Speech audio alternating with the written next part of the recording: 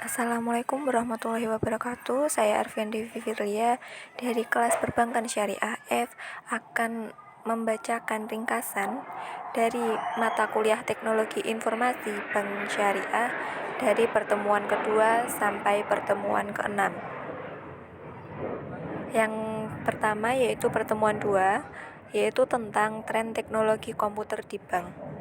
Dalam konteks tantangan dan peluang-peluang bisnis pada bidang ICT sampai pertengahan tahun 2008 yang lalu, misalnya Time Magazine mencatat angka bisnis biro jodoh di internet mencapai lebih 1.500 juta dolar atau sekitar 15 triliun rupiah.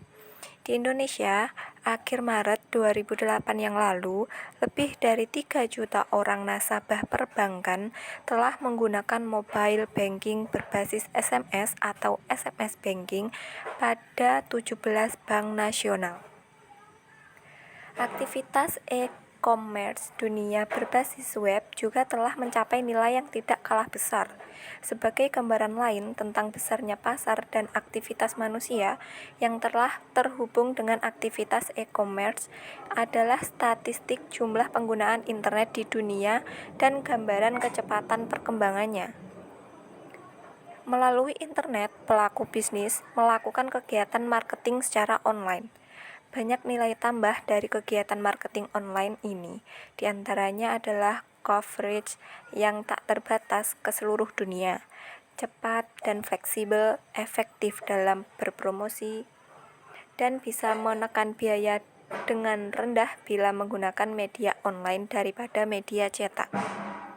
Internet sendiri sebagai infrastruktur utama e-commerce saat ini disebut sebagai the mainstream budaya saat ini.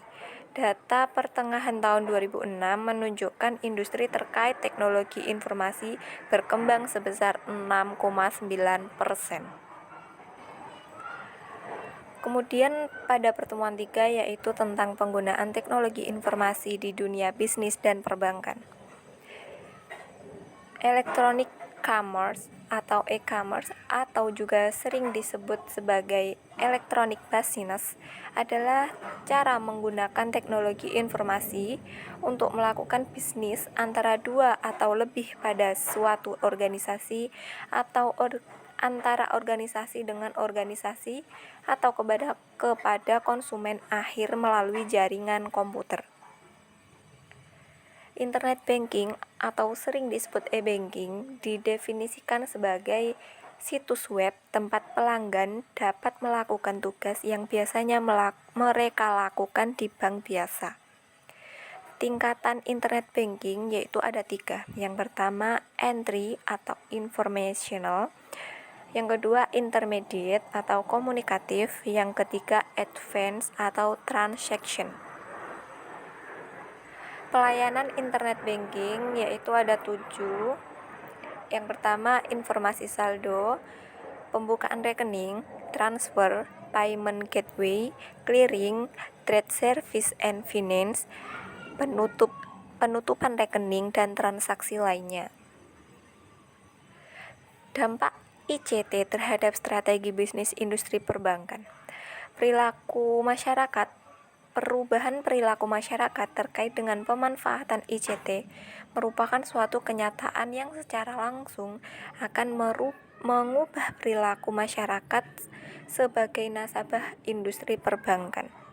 Perkembangan ICT telah mempengaruhi kebijakan industri perbankan dalam pengembangan strategi bisnis guna mempertahankan dan menciptakan nasabah baru. Dengan kebijakan pengembangan e-banking yang berbasis teknologi informasi dan komunikasi, diharapkan akan dapat memiliki keunggulan kompetitif yang berbeda dengan lainnya, sehingga akan dapat bertahan dan bahkan menang dalam persaingan yang semakin ketat. Kemudian pertemuan 4 yaitu tentang perkembangan teknologi komputer di perbankan. Yang pertama, tren produk sistem informasi bank. Saat ini, Bank Indonesia memiliki produk dan layanan sebagai berikut. Yang pertama, tabungan, kemudian deposito, yang ketiga giro, yang keempat kartu kredit, yang kelima adalah perdagangan banknotes, falas, dan sebagainya. Yang kedua, tren transaksi. Internet banking dapat digunakan untuk berbagai macam transaksi, yaitu dapat mengecek saldo, membayar berbagai tagihan, dan transfer antar account. Yang ketiga, layanan online banking. Contohnya yaitu paket SW atau Windows, paket software keuangan, dan paket Enterprise Resource Planning.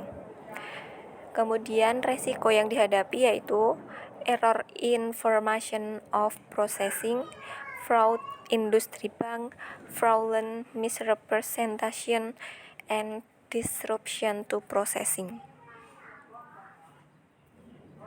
Kemudian pertemuan kelima yaitu tentang sistem clearing nasional Bank Indonesia. Clearing merupakan perhitungan utang piutang antar peserta di satu tempat dengan menyerahkan surat berharga dan surat dagang yang telah ditetapkan untuk diperhitungkan, memperluas dan memperlancar pembayaran giral. Tujuan daripada diterapkannya sistem clearing nasional bank di Indonesia pada penyelenggaraan clearing di Indonesia adalah untuk meningkatkan efisiensi sistem pembayaran retail serta untuk memenuhi prinsip manajemen risiko dan penyelenggaraan clearing. Kemudian karakteristik sistem clearing yang pertama yaitu penyelenggara, peserta, penyelenggaraan, dan dalam penyelenggaraan ini ada dua jenis, yaitu clearing debit dan clearing kredit. Kemudian karakteristik selanjutnya adalah batasan nominal, kemudian penyediaan pendanaan awal, komponen utama, jaringan komunikasi data, pengiriman DKE, dan download DKE, dan laporan. Kemudian jadwal clearing ini dibagi menjadi 3, yaitu mulai pukul 12.45 sampai 15.30 waktu Indonesia Barat. Yang kedua mulai 08.15 sampai dengan 11.30 waktu Indonesia Barat. Dan waktu kedua yaitu ditentukan oleh masing-masing PKL dengan ketentuan batas maksimal sampai jam 15.30 waktu Indonesia Barat. Biaya clearing juga terdapat 2, yaitu yang pertama clearing debit.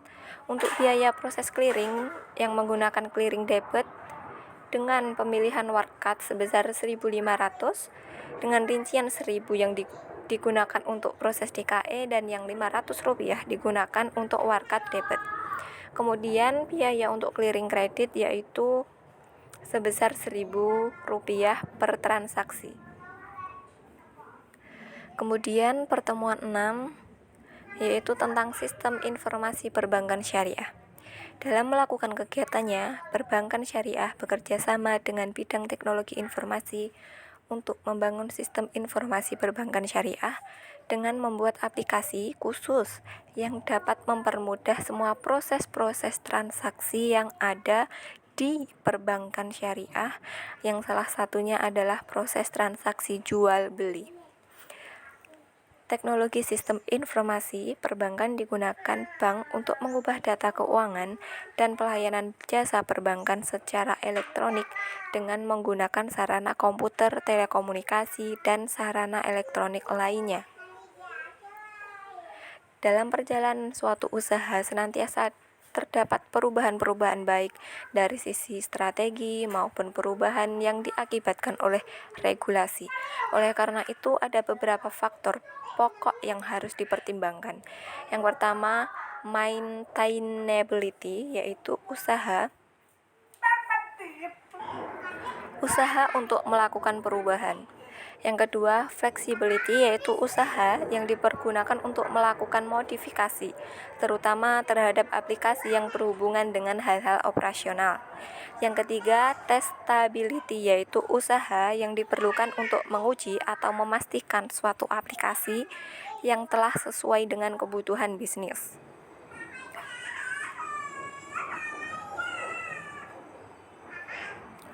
Mungkin sekian ringkasan dari saya. Apabila ada kurang lebihnya, saya mohon maaf. Wassalamualaikum warahmatullahi wabarakatuh.